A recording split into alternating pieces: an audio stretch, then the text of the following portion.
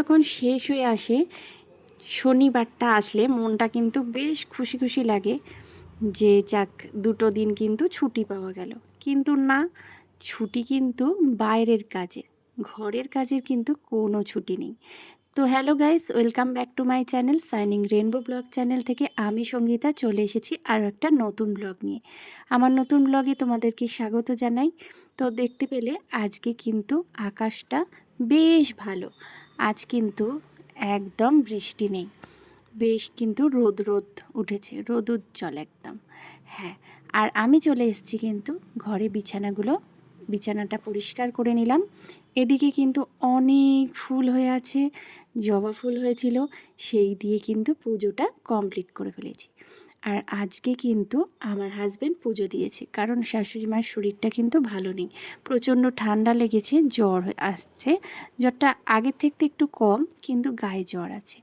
তো দেখতেই পেলে আমার কিন্তু স্নান হয়ে গেছে আর সমস্ত জামা কাপড় কাচা হয়ে গেছে। আজ প্রচুর জামা কাপড় হয়েছিল। আর আজ কিন্তু সকাল সকাল ব্রেকফাস্টটা দোকান থেকে আনা হয়েছে। কি আনা হয়েছে দেখো, আজ কিন্তু আমার বরের ছুটি আছে।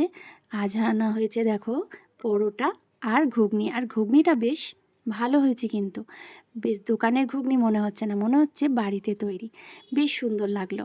আমার ওই সোয়াবিনের তরকারি দেয়, ওটা একদম ভালো লাগে না। তো সবাই মিলে কিন্তু ব্রেকফাস্ট করে নিচ্ছি, আর ছেলেও কিন্তু ঘরে বসে খাচ্ছে, তাই জন্য তোমরা দেখতে পেলে না এখানে।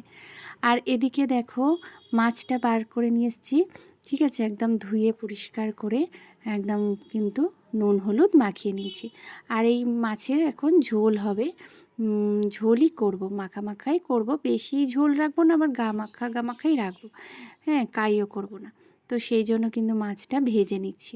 আর ওই যে বললাম সপ্তাহে শেষ কাজ প্রচুর থাকে, যেরকম ঘরে কাচা ধোয়া পরিষ্কার, তার সাথে সাথে রান্নাটাও কিন্তু প্রচুর থেকে যায়।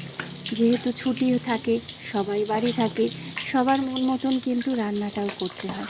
যেহেতু সারা সপ্তাহ কিন্তু কেউ বাড়ি থাকি না আমরা, মানে আমি মেয়েকে স্কুলে নিয়ে যাই, ছেলের মতন স্কুল থাকে, পড়া থাকে, আর হাজব্যান্ড তো হাজব্যান্ডের কাজ থাকে। তো মনের মতন করে রান্না খাওয়া কোনোটাই কিন্তু হয় না, ওই কোনো রকমে খাওয়া দাওয়া দৌড়ানো, মানে ঘরের কাজ বাইরের কাজ একসাথে করতে গেলে যা হয়। তো ছুটির দিন থাকলে কি হয়, মন মতন রান্নাটা করা যায়, সবাই মিলে খাওয়া হয়। আর তোমরা আগের দিন দেখেছিলে বন্ধুরা, মাছের ডিমের আমি একটা রেসিপি বানিয়েছিলাম। তো মাছের ডিমটা কিন্তু আরেকটু থেকে গিয়েছিল, ঠিক আছে, সেটাই ছিল। আর আমি করেছিলাম কি, ওইটাই একটু বড়া করে নিয়েছিলাম, ছোট ছোট করে বড়া করে নিয়েছিলাম, অল্প মাছের ডিম রেখেছিলাম, যেহেতু বলেছিলাম না আমার খুব প্রিয়, তো সেই কারণেই কিন্তু আমি কিন্তু একটু বড়াটা ভেজে নিলাম। আর এদিকে কিন্তু চিকেনও আনা হয়েছে, ওই যে বললাম হাজব্যান্ডের পছন্দের। আজ যেহেতু বাড়ি আছে, বললো চিকেন হবে না, মাছের সাথে চিকেন। মাছটা যেহেতু তোমাদের বলি আর একটা কথা, আগের দিনই আনা ছিল, আর চিকেনটা কিন্তু আজকে নিয়ে এসেছে।